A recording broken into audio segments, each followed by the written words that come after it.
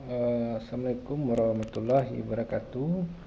Kita berjumpa lagi pada mata kuliah kurikulum dan buku teks. Nah, adapun pembahasan kita pada hari ini, kita akan membahas tentang kurikulum tingkat satuan pendidikan atau yang biasa disingkat dengan KTSP. Nah, ini adalah kurikulum yang dijadikan sebagai pengganti KBK, kurikulum berbasis kompetensi 2004, kemudian diganti nantinya dengan KTSP 2006.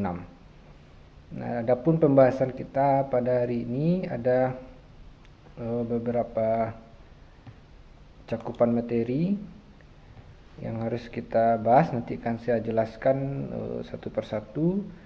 Yang harus kita pahami pertama adalah definisi dari KTSP 2006 itu sendiri, kemudian latar belakang kemunculannya, kemudian struktur kurikulum KTSP 2006 khususnya pada mata pelajaran sejarah, serta prinsip pengembangan KTSP. Nah, kita awali dari materi yang pertama, itu adalah definisi dari KTSP 2006. Nah, pertanyaannya adalah, apa itu KTSP? Nah, KTSP itu dapat kita sebut dia adalah sebagai kurikulum personal. Nah, kemudian implementasinya dijalankan oleh masing-masing satuan pendidikan. Yang dimaksud dengan satuan pendidikan itu adalah apakah itu pada tingkat dasar atau menengah. Nah, jadi itu yang dimaksud dengan satuan pendidikan. Nah, adapun yang komponen atau komponen-komponen yang terdapat di KTSP 2006 itu, ya, dia terdiri dari berbagai macam komponen. Ada tujuan pendidikan, ada tingkat satuan pendidikan, kemudian struktur kurikulum, muatan kurikulum, tingkat satuan pendidikan, kalender pendidikan, serta yang terakhir adalah silabus. Nah, yang harus dipahami adalah mengenai tujuan pendidikan dari diberlakukannya KTSP itu sendiri. Nah, bisa kita amati di sini bahwa tujuan pendidikan berdasarkan KTSP 2006 itu terbagi dua level satuan pendidikan atau jenjang pendidikan. Nah, ada tingkat pendidikan dasar, kemudian ada tujuan pendidikan berdasarkan tingkat pendidikan menengah. Ini katakanlah SMA. Nah, kita fokuskan hanya kepada tingkat pendidikan menengah. Nah, kita khususnya pada SMA. Nah, adapun tujuan pendidikan pada tingkat menengah ini adalah meningkatkan kecerdasan. Di sini saya sudah menuliskannya, pengetahuan, kepribadian akhlak mulia, keterampilan untuk hidup mandiri, dan mengikuti pendidikan lebih lanjut. Nah, ini adalah tujuan dari pendidikan berdasarkan KTSP 2006. Nah, selanjutnya bagaimana latar belakang kemunculan dari KTSP? Nah, paling tidak yang melatar belakangi kemunculan atau berlakunya KTSP 2006 ini didasari oleh 3 faktor. Nah, faktor yang pertama adalah persoalan otonomi daerah. Nah, nanti ini akan kita kupas satu persatu. Otonomi daerah dan desentralisasi pendidikan. Jadi latar belakang kemunculannya kira-kira bersama dengan ketika KBK 2004 diberlakukan. Kemudian adanya kebijakan yang mendukung serta pola pengembangan kurikulum. Nah, ini akan kita bahas bersatu. Jadi kita awali dari persoalan otonomi daerah. Nah, apa sebenarnya kaitan antara pendidikan dengan otonomi daerah, atau apa relevansinya antara otonomi daerah dengan politik pendidikan? Nah, jadi ketika itu muncullah sebuah legalitas standing dari pemerintah, yaitu ketika dikeluarkannya Undang-Undang Nomor 32 Tahun 2004 Pasal 13 dan 14. Nah, pada isinya adalah bahwa penyelenggaraan pendidikan merupakan urusan wajib, nah, yang menjadi kewenangan pemerintah daerah, provinsi, dan kabupaten atau kotanya. Jadi Undang-Undang Otonomi Daerah ini memberikan kewenangan kepada pemerintah daerah maupun pemerintah kabupaten atau kota untuk mengelola pendidikan atau menjalankan pendidikan sesuai dengan kebutuhan daerah setempat.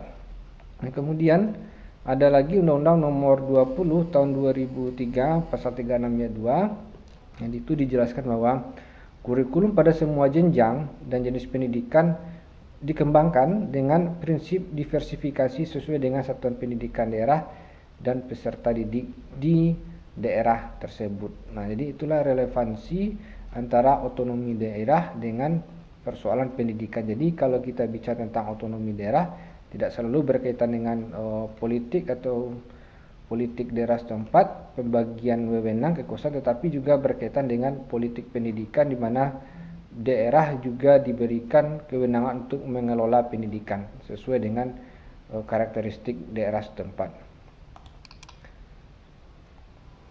Nah, selanjutnya bagaimana dengan kewenangan pengembangan kurikulum? Nah, walaupun yang harus diingat ini, walaupun sudah terjadi desentralisasi mengenai pengelolaan pendidikan, bukan berarti pemerintah pusat lepas tangan begitu saja, tetapi tetap pemerintah pusat juga memiliki kewenangan dalam masalah supervisi pendidikan.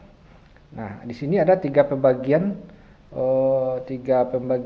kewenangan dalam pengembangan kurikulum KTSP 2006 saat itu. Ada kewenangan pertama di pemerintah pusat, ini adalah kewenangan masing-masing level beserta tupoksinya. Nah, diawali dari pemerintah pusat. Nah, apa menjadi wewenang pemerintah pusat pada pengelolaan pendidikan pasca otonomi daerah? Nah, kewenangannya adalah dia menyusun standar kompetensi. Dalam hal ini adalah pemerintah pusat yang diwakili oleh Dinas Pendidikan dan Kebudayaan. Nah, berkewenangan menyusun standar kompetensi dan kompetensi dasar yang didasari atas pengembangan dari standar kompetensi lulusan. Nah, kemudian apa yang sudah dibuat oleh pemerintah pusat ini, kebijakan yang sudah dibuat oleh pemerintah pusat ini, kemudian ini diturunkan. Nah, diturunkan ke pemerintah daerah. Nah, pemerintah daerah adalah kepanjangan tangan dari pemerintah pusat, di mana nantinya pemerintah daerah berdasarkan instruksi dari pemerintah pusat melakukan menyusun kurikulum berdasarkan muatan lokal. Nah, setelah pemerintah daerah menyusun pedoman kurikulumnya berdasarkan karakteristik daerah setempat, maka diturunkan ke sekolah-sekolah. Nah, ketika sudah turun di sekolah, maka sekolah berwenang menyusun kurikulum tingkat satuan pendidikan berdasarkan muatan lokal beserta dengan perangkatnya yang kemudian direpresentasikan di silabus. Nah, jadi itulah pembagian kewenangan dalam pengelolaan pendidikan berdasarkan KTSP 2006 baik dari pemerintah pusat dengan pemerintah daerah, kemudian turunannya adalah sekolah. Nah, kemudian selanjutnya, kebijakan. Nah, bagaimana dengan kebijakan? Nah, kebijakan ini dia nanti juga berkaitan dengan peraturan atau legalitas hukumnya. Ada di sini Undang-Undang Sisdiknas, di sini bisa dilihat Undang-Undang Sistem Pendidikan Nasional. Ini wajib diketahui oleh mahasiswa, nomor 20 tahun 2003, kemudian peraturan pemerintah PP nomor 19 tahun 2005 tentang standar nasional pendidikan, kemudian Kepmendiknas, keputusan Menteri Pendidikan Nasional nomor 22 tahun 2006 tentang standar isi, kemudian Kepmendiknas nomor 23 tahun 2006 tentang standar kompetensi lulusan. Nah, selanjutnya, bagaimana dengan pola pengembangan kurikulum? Nah, dalam pola pengembangan kurikulum terdapat 3 pola dalam melakukan pengembangan kurikulum tersebut. Ada yang dinamakan dengan sentralistik, kemudian desentralistik, ada dekonsentrasi. Nah, maksudnya adalah misalnya desentralisasi. Nah, ini adalah kurikulum dikembangkan secara terpusat. Nah, jadi ini dapat kita lihat kurikulum sebelum pada KBK 2004. Nah, jadi pengembangannya berdasarkan kewenangan pemerintah pusat, tersentralistik atau terpusat pada pemerintah pusat. Kemudian setelah tersentralisasi, selanjutnya ada ketika pasca Orde Baru itu juga berkaitan dengan kebijakan politik pendidikan, di mana kita ketahui bahwa di era Orde Baru telah sistem pemerintah dijalankan secara terpusat dalam segala aspek termasuk itu pendidikan. Tetapi pasca Orde Baru semua kebijakan itu tidak lagi tersentralisasi, tetapi dia sudah desentralisasi. Nah, jadi pemerintah daerah juga memiliki kewenangan untuk mengelola pendidikannya. Tetapi bukan berarti dia terputus sama sekali dengan pemerintah daerah, tetapi dia memiliki garis koordinasi nanti dengan pemerintah daerah, antara pemerintah pusat dengan pemerintah daerah. Nah, maksud desentralistik ini adalah kewenangan pendidikan juga diserahkan ke masing-masing daerah. Nah, tadi itu ada persoalan otonomi daerah tadi, termasuk masalah otonomi pendidikan. Nah, kemudian dalam perkembangan selanjutnya, persoalan pengembangan kurikulum ini tidak lagi seutuhnya diserahkan kepada pemerintah daerah, tetapi ada kombinasi di antara keduanya. Nah, itu yang disebut dengan dekonsentrasi. Nah, dia adalah kombinasi antara sentralistik dengan desentralisasi. Nah, sehingga melahirkan pedoman dasar, di mana pemerintah pusat membuat sebuah pedoman dasar, kemudian dijabarkanlah oleh pemerintah daerah. Tentu penjabarannya harus berdasarkan karakteristik daerah setempat. Nah, jadi 3 pola inilah yang menjadi dasar pengembangan kurikulum di Indonesia, baik sebelum KBK sampai KBK dan KTSP, sesuai dengan pembahasan kita pada pembahasan hari ini. Kemudian selanjutnya,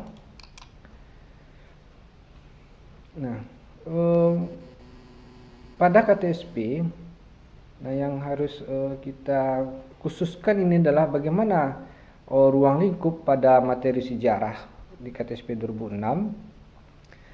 Nah, ada 6 materi pokok pada mata pelajaran sejarah pada KTSP 2006. Nah, yang pertama itu adalah prinsip dasar ilmu sejarah. Ini adalah membahas tentang konsep keilmuan sejarah. Nah, kemudian ini sesuai dengan genealogi atau kronologis pembabakan historiografi Indonesia. Ada peradaban awal, masyarakat dunia dan Indonesia, ini misalnya pada zaman prasejarah dan selanjutnya. Kemudian ada perkembangan negara-negara tradisional di Indonesia. Ini materinya ini berkaitan dengan munculnya kerajaan tradisional Hindu-Buddha, kemudian munculnya Kesultanan Islam, kemudian Indonesia pada masa penjajahan. Ini materinya nanti ada zaman zaman Portugis, VOC, kemudian Spanyol, Hindia Belanda. Nah, kemudian ada pergerakan kebangsaan. Nah, ini kita bicara tentang organisasi-organisasi kepemudaan, organisasi pergerakan. Terakhir kemudian ada proklamasi serta perkembangan negara kebangsaan Indonesia. Ini adalah ruang lingkup materi sejarah di KTSP 2006 atau secara garis besar. Nah, kemudian bagaimana pada struktur kurikulum sejarah di KTSP, khususnya SMA, ini kita khususkan pada pembahasan struktur kurikulum sejarah di tingkat SMA, baik itu kelas 10, 11, 12. Nah, bisa kita lihat di sini.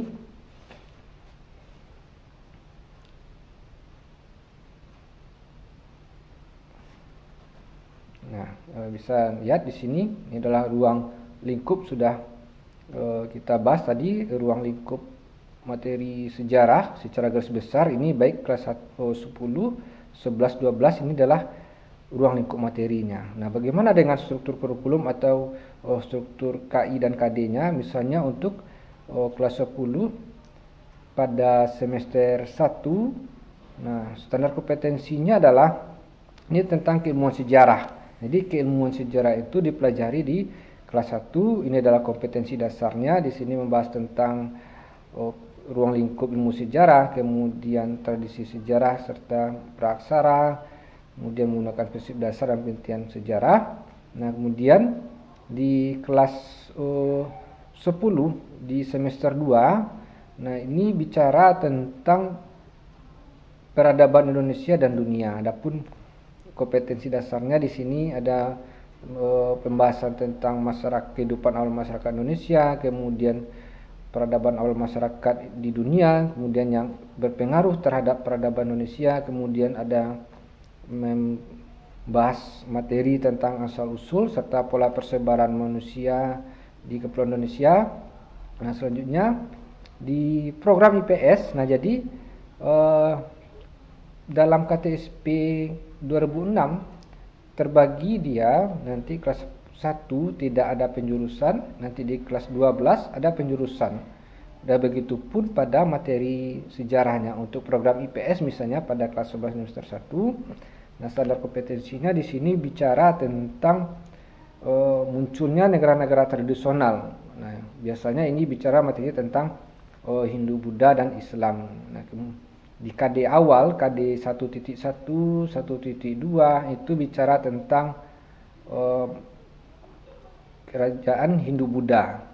Nah, di 1.3 sampai 1.4 ini membahas tentang Kesultanan Islam, di perkembangan agama maupun kebudayaan.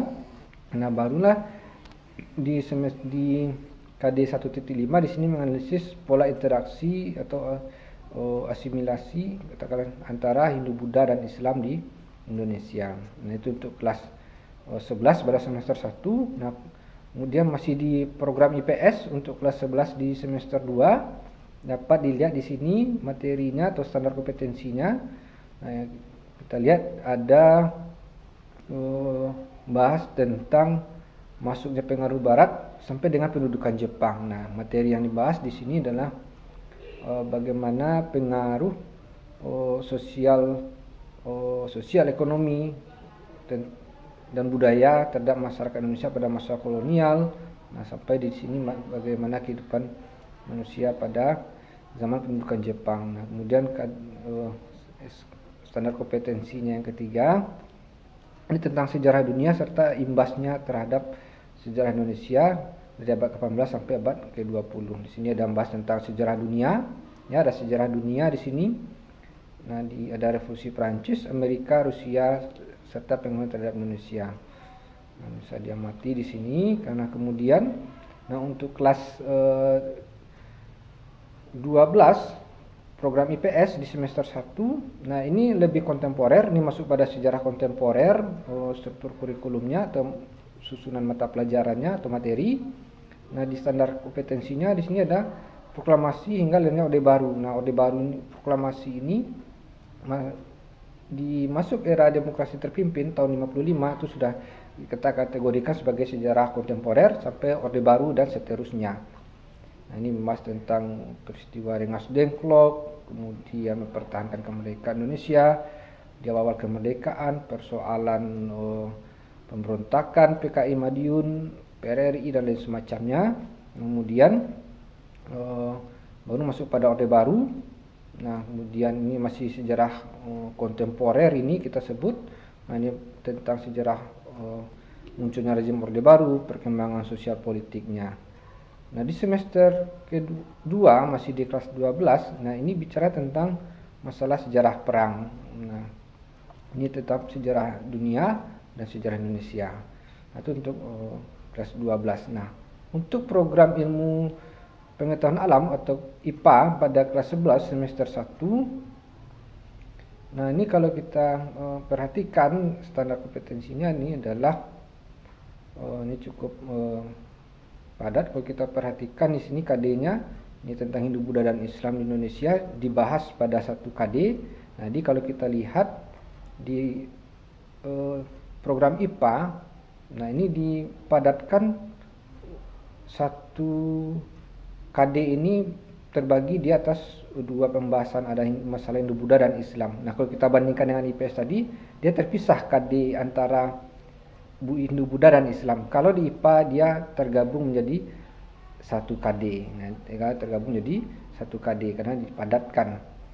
Kemudian ini di KD 12, nah di sini bahas tentang tetap ini dipadatkan lagi, dijadikan 1 KD mengenai masalah VOC sampai dengan Jepang. Nah, kalau tadi lagi-lagi kalau kita bandingkan dengan program IPS bahwa sejarah Indonesia misalnya di VOC itu dia terdiri lagi dari atas 1 KD dipisahkan, kemudian pemerintahan Belanda juga terpisah dari 1 KD, kemudian sampai Jepang. Tapi di IPA ini dia dijadikan pembahasannya 1 KD. Nah, kemudian tentang nasionalisme Indonesia serta bentuknya negara kebangsaan Indonesia. Jadi materi pada IPA ini dia dipadatkan, tidak serinci pada program IPS. Nah, untuk kelas 11 semester 2 di sini tentang Orde Baru, dari Indonesia Merdeka sampai Orde Baru. Di sini juga membahas tentang Indonesia setelah sejak proklamasi sampai demokrasi terpimpin, kemudian bicara juga tentang lahirnya Orde Baru, pembentukan Orde Baru. Nah, kemudian untuk kelas mata pelajaran sejarah untuk kelas 12 di program IPA, di sini materinya sedikit tentang sejarah. Kita perhatikan di sini hanya bicara tentang perkembangan masyarakat Indonesia pada Orde Baru, kemudian sampai nanti merekonstruksi perkembangan masyarakat Indonesia pada masa reformasi atau sejarah kontemporer. Nah, di kelas 12 pada semester 2 ini materinya lagi-lagi kita perhatikan tidak serinci atau tidak sedalam pada program IPS. Nah, di sini bahas tentang sejarah dunia, terutama dunia pada Perang Dunia serta setelah Perang Dunia Kedua atau pada masa Perang Dingin, serta perkembangan ilmu pengetahuan dan lain semacamnya. Jadi itulah struktur kurikulum di KTSP khususnya pada mata pelajaran sejarah, baik untuk program IPA maupun IPS. Tadi kita sudah mengidentifikasi bagaimana perbedaannya. Kalau lagi saya ingatkan, misalnya kalau di IPS materinya itu dirincikan per KD, per periode sejarahnya, sedangkan di program IPA itu bisa digabungkan. Nah, sebagai contoh kita ambil tadi pada materi kerajaan tradisional Islam dan Hindu Buddha. Nah, kalau di IPS, nah bicara tentang Hindu Buddha itu dikhususkan pada pembahasan 1 KD. Islam juga ada KD-nya, khusus KD pembahasan Islam. Tetapi pada IPA itu dikombinasikan antara keduanya. Nah, itulah struktur kurikulumnya. Nah, kemudian yang harus kita pahami selanjutnya adalah bagaimana prinsip dari pengembangan KTSP itu sendiri. Nah, ada 7 aspek atau 7 prinsip. Nah, pertama adalah KTSP ini dikembangkan berdasarkan potensi serta kebutuhan peserta didik. Nah, kemudian bahwa KTSP kemudian dikembangkan beragam dan terpadu dengan mata pelajaran yang serumpun. Kemudian tanggap terhadap perkembangan iptek, selanjutnya relevan dengan kebutuhan kehidupan yang kita sebut dengan contextual teaching learning. Kemudian dia berkesinambungan, berkelanjutan. Kemudian prinsipnya adalah belajar semacam hayat, dan terakhir adalah keseimbangan antara kepentingan nasional. Nah, itulah materi kita tentang KTSP berserta cakupan materi, struktur kurikulumnya khususnya mata pelajaran sejarah, kemudian apa yang melatar belakangi munculnya KTSP. Nah, semoga yang saya jelaskan ini bermanfaat untuk kita semua. Silahkan Anda cari referensi lain untuk menambah pengetahuan kita bersama. Kita akhiri. Assalamualaikum warahmatullahi wabarakatuh.